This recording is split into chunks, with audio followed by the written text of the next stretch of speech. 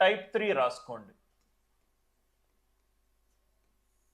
Type 3 first ఏమో a + b whole square, next ఇది ఒకటి టైప్ 3. నౌ ఇక్కడ చూడండి sir, a + b whole square అంటే a² + 2ab + b².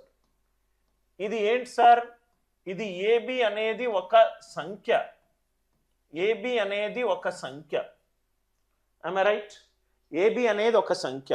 ఆ సంఖ్య సరి సంఖ్య కావచ్చు, అది బేసి సంఖ్య కావచ్చు.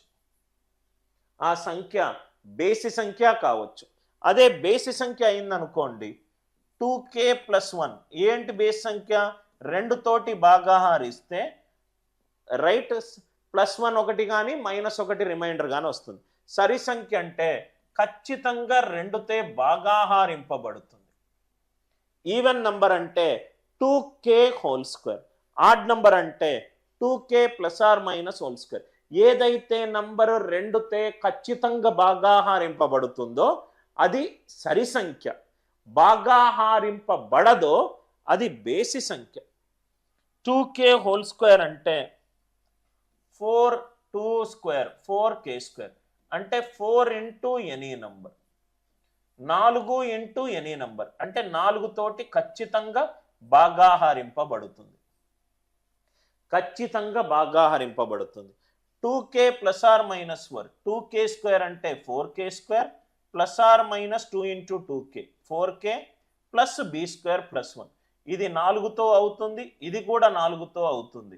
అంటే ఇది ఏ ఫామ్లో ఉంది? 4 ఇంటూ సంథింగ్ ప్లస్ 1. ఈ 2 ఫామ్లోనే ఉంటుంది, ఈ 2 ఫామ్లోనే ఉంటుంది. అంటే ఏదైతే వర్గము తీసుకున్నామో అది 4తో భాగించినప్పుడు శేషము 2 రాకూడదు, 4తో భాగించినప్పుడు శేషము 3 రాకూడదు. 4తో భాగించినప్పుడు శేషము 2 రాకూడదు, శేషము 3 రాకూడదు. ఏదైనా నంబర్ని 4తో భాగించినప్పుడు శేషము 2 వచ్చినా శేషము 3 వచ్చినా అది వర్గము కాదు. మళ్ళీ రిపీట్ చేస్తున్నాను. ఒక నంబర్ తీసుకోండి, 4 యొక్క భాజనీయత సూత్రం ఏంటి? చిట్ట చివరి 2 అంకెలను తీసుకోండి, 4తో భాగించండి. భాగించినప్పుడు 2 శేషం వచ్చినా 3 శేషం వచ్చినా అది వర్గము కాదు. ఎందుకనంటే ఒక నంబర్ని వర్గము చేయాలనుకుంటే పవర్ 2 చేయాలి. ఆ నంబర్ సరి సంఖ్య కావచ్చు, ఆ నంబర్ బేసి సంఖ్య కావచ్చు. 2k హోల్ స్క్వేర్ అంటే 4 ఇంటూ సంథింగ్, ఇదేమో 2k ± 1 whole square. Either 4 into something or 4తో భాగారిస్తే శేషం 1. శేషం 2 వచ్చినా శేషము 3 వచ్చినా అది వర్గము కాదు. సపోజ్గా ఆన్సర్ 5314 అది వర్గమా కాదా అనేది question. Is 5314 a perfect square? ఏం చెయ్యాలి? చిట్ట చివరి 2 అంకెలను తీసుకోండి. 14ని 4 తోటి డివైడ్ చేస్తే 4 3 12 ప్లస్ 2. 4తో భాగించినప్పుడు 2 రాకూడదు, 3 రాకూడదు. వస్తే గనక ఖచ్చితంగా అది వర్గము కాదు, ఖచ్చితంగా అది వర్గము కాదు. 14 3 4s are 12 ప్లస్ 2.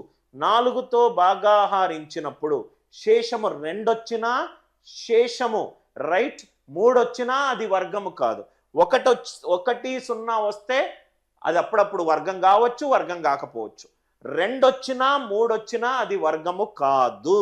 అందరికీ అర్థమవుతే దయచేసి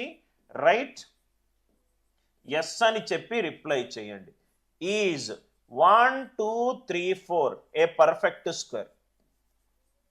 లాస్ట్ 2 డిజిట్స్ చూడండి. 34 అంటే 4 ఇంటూ 8 ప్లస్ 2.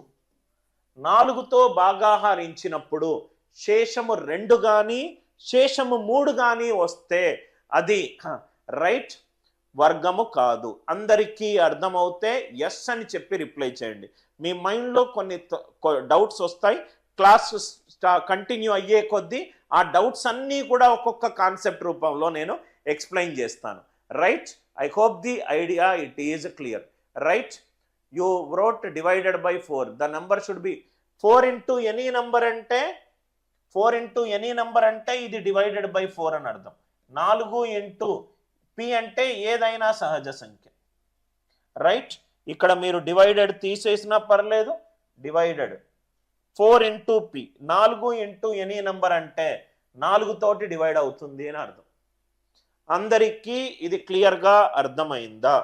రైట్, అర్థమవుతే ముందులాగా స్టాండర్డ్ లేదు. దయచేసి ఎప్పుడో చేసిన 6 ఏళ్ళ 8 ఏళ్ల క్రితము మీరు డిస్కస్ చేసిన ప్రాబ్లంలు ఇంకా మీరు ఆన్లైన్లో వాళ్ళకు మీరు వీడియోలు చూస్తూనే ఉంటే మీరు అనవసరంగా టైం వేస్ట్ చేసుకుంటున్నారు. లెవెల్ ఆఫ్ కంటెంట్ ఎంతో పెరిగింది.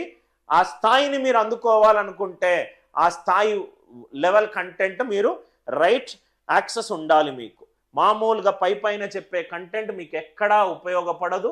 సంవత్సరాల తరబడి రాస్తూనే ఉంటారు. Are you all with me? మూడో టైప్ ఏంటి సార్? రైట్, ఇచ్చిన నంబర్ని వర్గం కనుక్కునేటప్పుడు అది సరి సంఖ్య కావచ్చు, బేసి సంఖ్య కావచ్చు. బేసి సంఖ్య అయితే 4 తోటి డివైడ్ చేస్తే శేషం 1 వస్తుంది. ఇదైతే 4 తోటి పర్ఫెక్ట్గా డివైడ్ అవుతుంది. ఏ వర్గము కూడా 4 తోటి డివైడ్ అవుతే శేషము 2 రాకూడదు, శేషము 3 రాకూడదు.